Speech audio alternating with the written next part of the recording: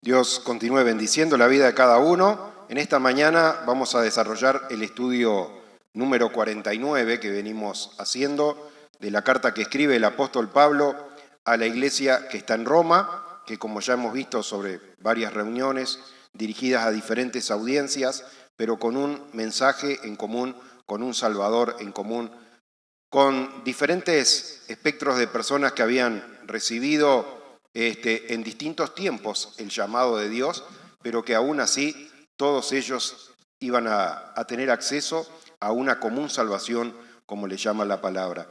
Y por eso el título de este mensaje, que incluye a todas las audiencias que escuchan la palabra, es Perfectos para siempre.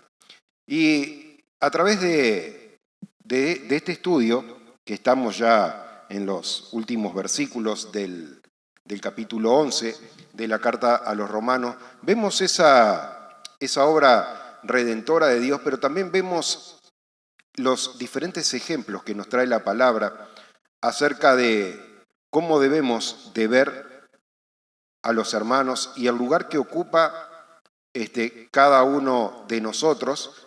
Nuestro lugar es de ser siervos y consiervos, como dice la palabra, y no jueces. Y vamos a tener una lección, que quedaba muy largo el título, pero en realidad hubiera sido Perfectos para siempre, la lección del arcángel Miguel. Te voy a decir, padre, ¿de dónde estás sacando esto? ¿De dónde lo estoy sacando?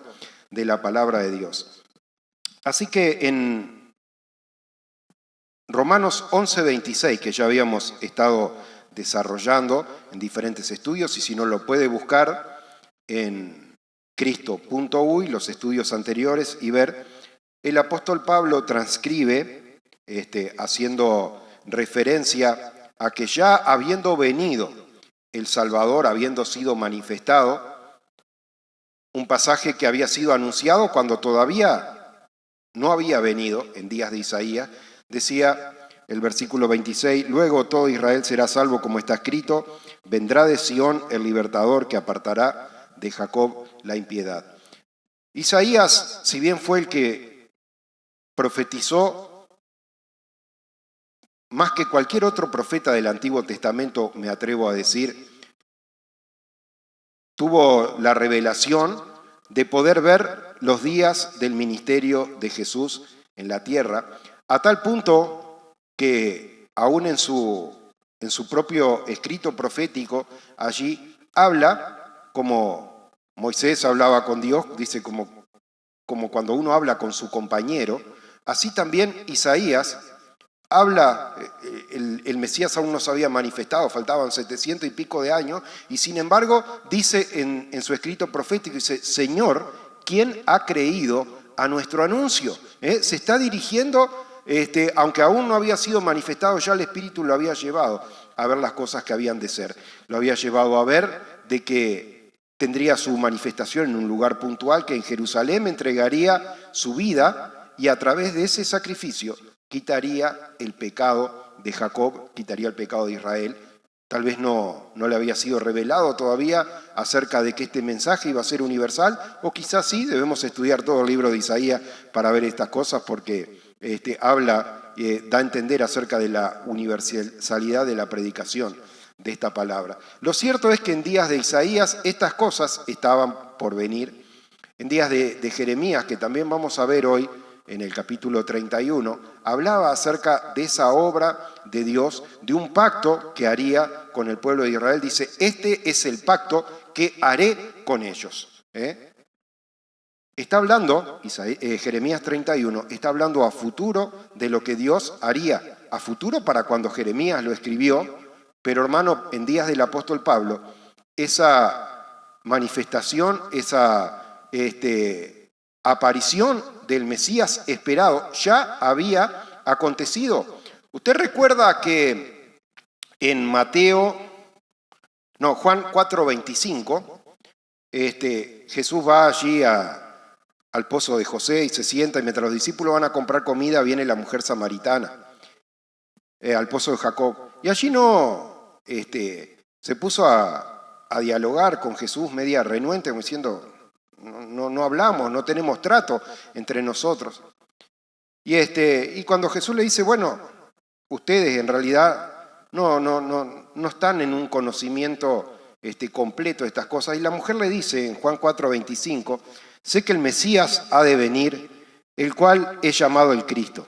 Cuando Él venga, nos declarará todas las cosas. Esa era la justificación que la mujer tenía. Dice, estamos esperando que venga el Mesías. Cuando venga Él, entonces sí, nosotros vamos a entender todas estas cosas. Y acá, hermano, la revelación de Jesucristo, que usted sabe que a los propios de su nación no se daba a conocer abiertamente. Sin embargo, aquí le responde Jesús y le dice, yo soy el que habla contigo.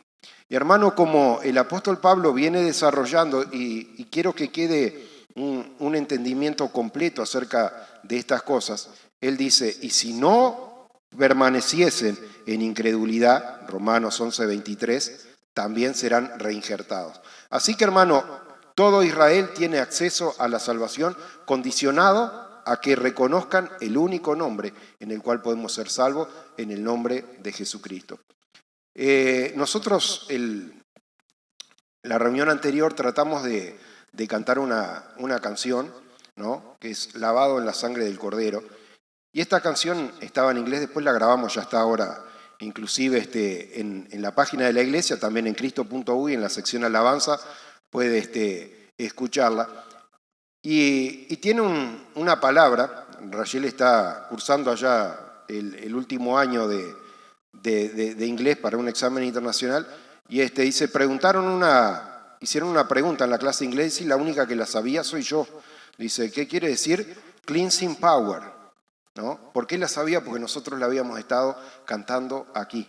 El poder limpiador de Jesucristo. Un poder, hermano, que no pierde eficiencia, un poder que limpió los que habían pecado en la antigüedad, un poder que limpió a los que creían, pero un poder que sigue quitando el pecado del mundo. No dice el apóstol, no dice Juan el Bautista cuando lo ve, dice quitará el pecado del mundo, sino un presente continuado. Dice, he aquí el Cordero de Dios que quita el pecado del mundo. Y esa sangre de Jesucristo, ese poder limpiante, como no hay otra cosa, porque usted compra un detergente, hermano, y se pone a lavar algo que está muy sucio allí, y el detergente se mezcla con el resto de la suciedad, de la grasitud, y usted tiene que desechar eso y volver a echar de nuevo. Pero acá, hermano, la sangre de Jesucristo jamás pierde poder. Es un poder permanente de limpieza para nuestras vidas, una fuente inagotable. Y hermano, cuando nosotros entendemos estas cosas, empezamos a mirar las cosas en una perspectiva diferente y empezamos a mirar también a los hermanos en una perspectiva diferente. Y en las otras reuniones, ¿se acuerda que vimos el ejemplo en Timoteo 1 de Himeneo y Alejandro, eso era en primera de Timoteo, en segunda de Timoteo, de Himeneo y Fileto? Allí sé que habían introducido herejías, diciendo, apartando a muchos de la verdad, diciendo que la resurrección ya se había efectuado. Y sabe que muchas veces, hermano, estas doctrinas que parecen tan distantes en tiempo, esto ocurrió hace prácticamente 2000 años atrás, ¿no?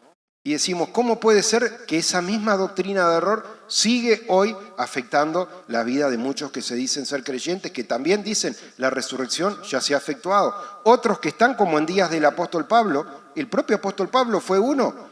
Jesucristo había venido, había muerto, había resucitado y él seguía persiguiendo a la iglesia. ¿Por qué?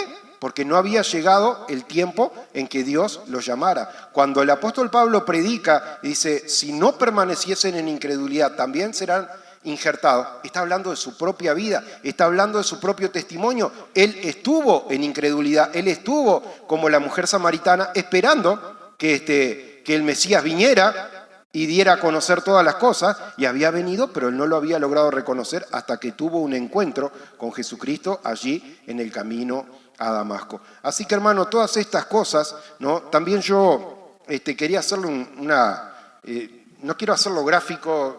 Pensé en hacerlo en un papel y mostrárselo acá a la cámara, pero si usted va y estudia en el libro de Génesis, va a ver la genealogía luego de que ocurre el diluvio y allí Moisés con sus 3 hijos y etcétera, tienen su descendencia. Uno de los hijos, que se llamaba Cam, tuvo como allí tercero en su Noé, tuvo tercero en su genealogía a uno llamado Eber, ¿no? Que después sigue la genealogía para abajo y aparece Abraham.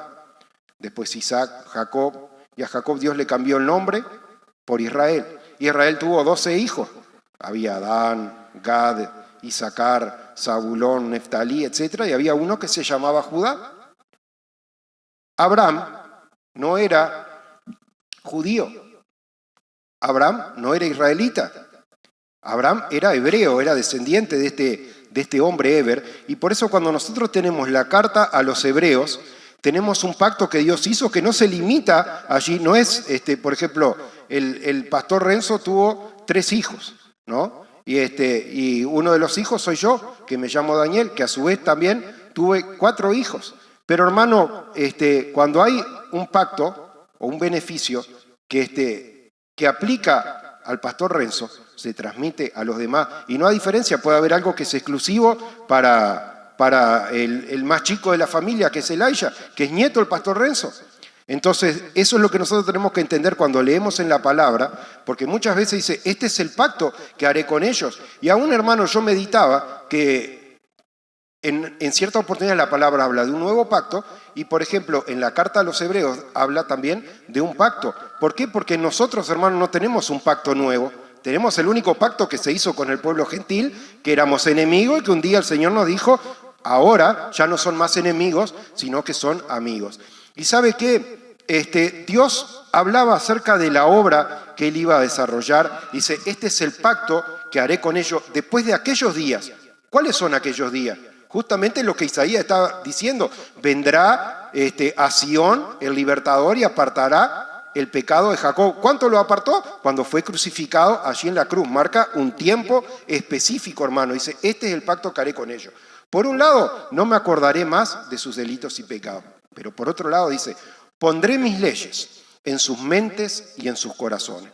¿Sabe que la gente, como algunos tratan de ayudar a la salvación, dice, tengo que hacer caridad, tengo que hacer... Son cosas que tenemos que hacer, pero que no tienen ninguna relación con la salvación. La salvación es pura y exclusivamente un regalo de Jesucristo. Y sabe que la gente trataba de ayudar en estas cosas. Moisés había sido revelado con Dios, tenía una relación íntima, hablaban. Entonces le escribe al pueblo y les dice, bueno, estos preceptos que Dios nos da, dice, llévenlo en sus frentes, llévenlo en sus manos, diciéndole que en su obrar esté la voluntad de Dios, en su pensar, en su trabajar, esté la voluntad de Dios.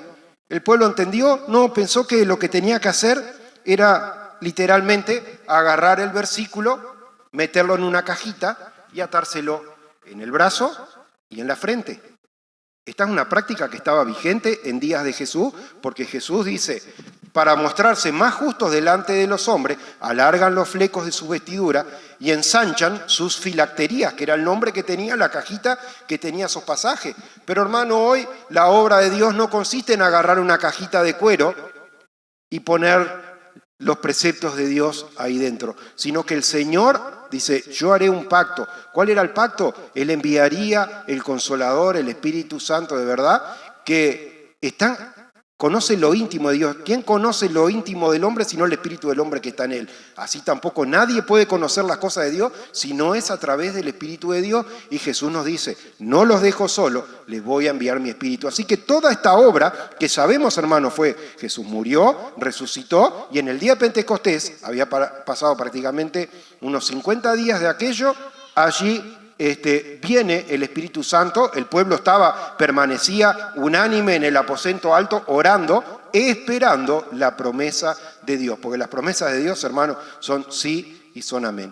Y sabe que entonces es así como nosotros entendemos el tiempo específico en el cual el Señor hace la obra. Entendemos que hay mensajes que son para Abraham y para su descendencia. Entendemos que hay mensajes que son específicos para el pueblo de Israel. Entendemos, sabemos, si usted estudia un poco más la historia y puede entender por qué en ciertas oportunidades la palabra de Dios se refiere tanto de judíos como de gentiles, porque usted sabe que el resto de las 10 tribus de Israel, ya lo vimos en cierta oportunidad, habían sido llevadas en cautiverio y todo, y se habían allí mezclado con el resto de las naciones, ¿no? Sin embargo, el pueblo de Israel mantuvo su identidad, fue llevada cautiva a Babilonia como una disciplina de Dios. Recuerde el libro de Daniel, si usted lo lee, de Jeremías, perdón, ¿no? Y 70 años después, conforme a la profecía, Dios toca el corazón de los gobernantes de Media y de Persia, Darío y Ciro, y les concede la libertad y el pueblo vuelve hacia aquel lugar. Pero todo esto, hermano, es digno de que nosotros lo estemos estudiando. ¿Sabe que cuando yo hablo de perfectos para siempre, es que la palabra de Dios nos enseña de que esa obra de Jesucristo es una obra constante y que nosotros debemos aprender a no estar con el dedo apuntando? Y la lección de parte de quién viene, sabe que por eso le decía la lección del arcángel Miguel, porque allí en el libro de Judas, allí casi a lo último de la Biblia, antes de Apocalipsis, ¿no? Judas apóstol dice: porque cuando cuando el arcángel Miguel contendía con el diablo por el cuerpo de Moisés, no se atrevió a proferir juicio de maldición, sino que dijo: el Señor te reprenda. Así que, hermano, tenemos a un arcángel de Dios, porque a veces uno emite juicio y juzga equivocadamente porque no conoce a fondo las cosas, pero el Señor es el que conoce y por eso el juez es Él. Nosotros somos siervo y consiervos los unos de los otros. ¿Y qué ejemplo nos da acá el arcángel Miguel? ¿Por qué? Porque yo le puedo decir, tal hermano, desde el punto de vista humano o a los ojos de Dios, es bueno o es malo, y nosotros podemos pensar y equivocarnos. Si hubieran visto los malhechores en la cruz de Jesús, ¿qué hubiéramos dicho? Son malos, pero el Señor sabe cuáles son sus ovejas. Ahora, ¿quién no sabe que el diablo es el malo? Que es el adversario, que se rebeló contra Dios con un tercio de ángeles, ¿no? Y dejó de ser Lucifer, estrella, se convirtió en Satán, que es adversario, Satanás. Y sabía, pero sin embargo, no se atrevió a proferir juicio. ¿Qué ejemplo nos está dando, hermano? Que nosotros no debemos juzgar a los demás. Porque yo meditaba sobre ciertas cosas que pasaron al cabo de la semana y me daba cuenta que es mucho más popular lo malo que nosotros hacemos. Si alguien hace algo malo, enseguida la gente se encarga de decir, hubieron hombres usados por Dios, como fue Jimmy Swaggart, que metió la pata, igual que le había metido David, y enseguida le empezaron a hacer mala campaña de lo que había hecho. Yo no estoy justificando, pero tampoco estoy juzgando, porque no es mi lugar, y el Señor, hermano, es el que limpia de todo pecado, y todos pecamos muchas veces en muchas cosas, y el mismo Dios que dijo no mates, también dijo no robe. Usted nunca mató a nadie, pero robó algo, hermano, ya es culpable, si no fuera por la sangre de Jesucristo que lo limpia de todo pecado. ¿Y sabe qué? Me daba cuenta también, dice, porque usted lea después Apocalipsis 12, ¿no? Dice, el acusador es echado en tierra. Y hay una cosa que tiene una relación con esto. Cuando Jesús manda a los discípulos a predicar, los discípulos eran todavía hombres imperfectos. Eran hombres que dudaban, que temían, que no estaban fortalecidos todavía en la fe, y Jesús aún así los manda a predicar. Dice, id por las aldeas, echad fuera demonios, sanad a los enfermos.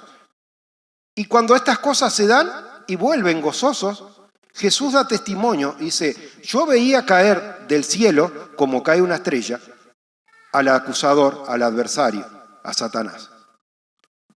Y si usted recuerda la historia de Job, hermano, allí el adversario tenía acceso. El Satanás se presentaba delante de Dios y acusaba a los hijos de los hombres. Había allí una excepción de uno que marchaba derecho, que era Job, que también tuvo que aprender una lección.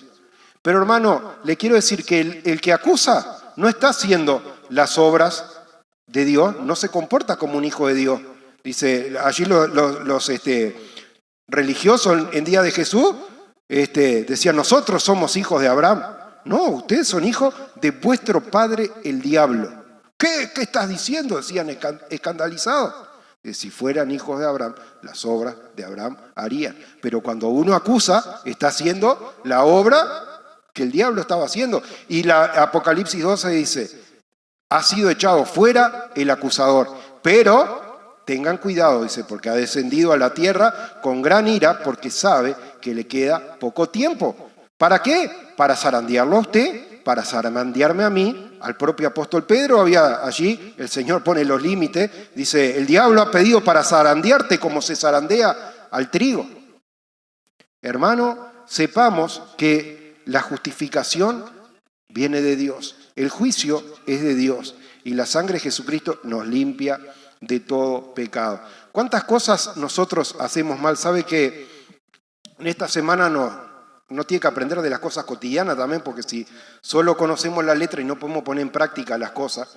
Entonces esta semana nos regalaron allí un montón de huevos caseros y llevamos, Rachel está estudiando, entonces se queda en el pueblo que tiene mejor internet, le llevamos algunos a Rachel y quedaban unos cuantos más.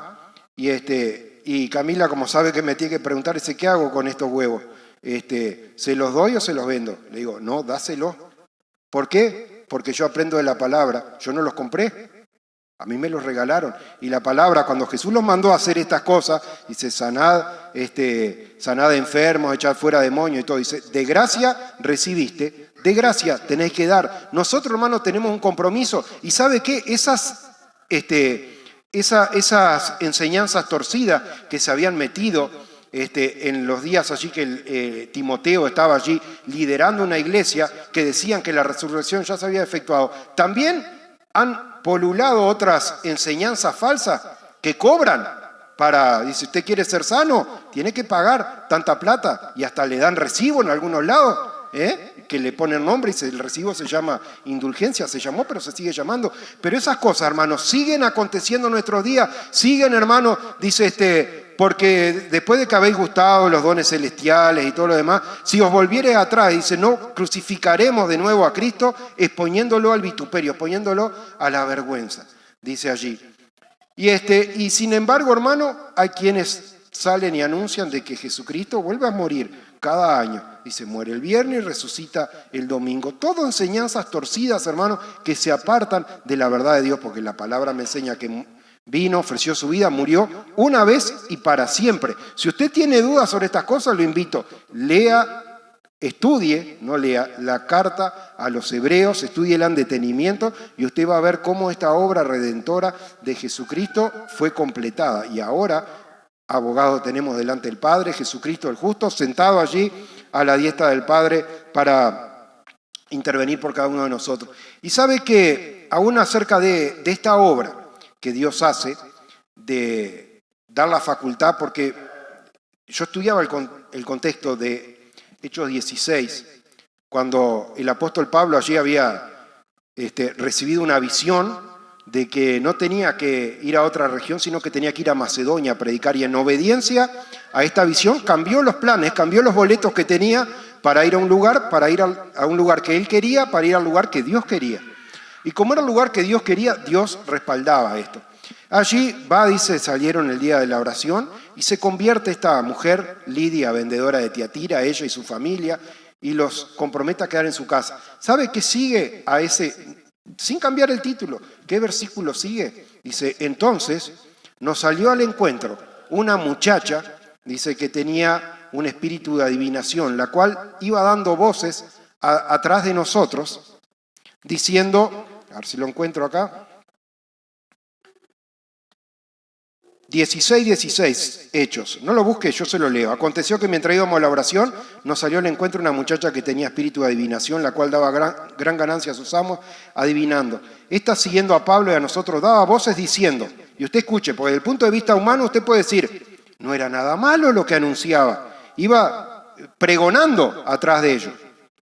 Estos hombres son siervos del Dios Altísimo, quienes os anuncian el camino de salvación.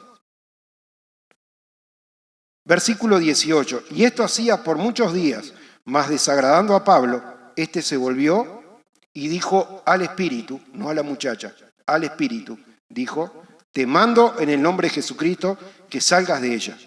Y salió en aquella misma hora. Usted se da cuenta, hermano, el apóstol Pablo, como yo decía ahora cuando veníamos en el viaje, hablando en el auto, uno tiene que prepararse para venir a la casa de Dios. Prepararse para la casa de Dios, no puedo venir escuchando rock and roll, no puedo venir haciendo ninguna otra cosa que no sea meditando en las cosas de Dios. Levantarme antes, levantarme de madrugada, estudiar la palabra, orar, mirar alguna de las predicaciones que ya han sido anunciadas para poder ser sobreedificados en estas mismas cosas. Pero ahí vemos la diferencia, hermano, de un hombre que estaba, dice el apóstol Pablo, salía, dice, al lugar de la oración. Era un hombre que estaba en oración, hermano, y por eso no le habló humanamente. Capaz que humanamente uno trata de convencer a la persona, decir, che, pará, dejate de seguirnos. El apóstol Pablo estaba en la sintonía del Espíritu y por eso sabía, hermano, que tenía poder de parte de Dios para echar fuera demonios. Y la persona era una persona, quizás una escogida, no sabemos, que estaba allí endemoniada. Y por eso no tenía nada contra la persona, pero sí había un espíritu dentro de aquella persona y le habló al espíritu y dijo, te mando en el nombre de Jesucristo que salgas. ¿Sabe qué? También acerca de esto, nosotros debemos aprender que es importante que leamos la palabra y entendamos lo que dice. Yo se lo anoté acá porque antiguamente, vemos Jesús un día fue a la sinagoga y allí le dieron un rollo para leer. Nosotros hoy no precisamos un rollo, yo estoy preparando el estudio y pongo, Pablo reprende a la muchacha endemoniada y me salen 30 versiones de la Biblia diferentes con el mismo versículo para estudiar. Y sabe que hay algunas, hermano, que son tan claras y otras tan poco claras. Dice, la muchacha tenía un espíritu, dice la Biblia de las Américas, de pitonismo. Usted no entiende lo que está diciendo. Pero la nueva versión bíblica dice, estaba poseída de un espíritu inmundo, el cual hacía que la muchacha adivinara.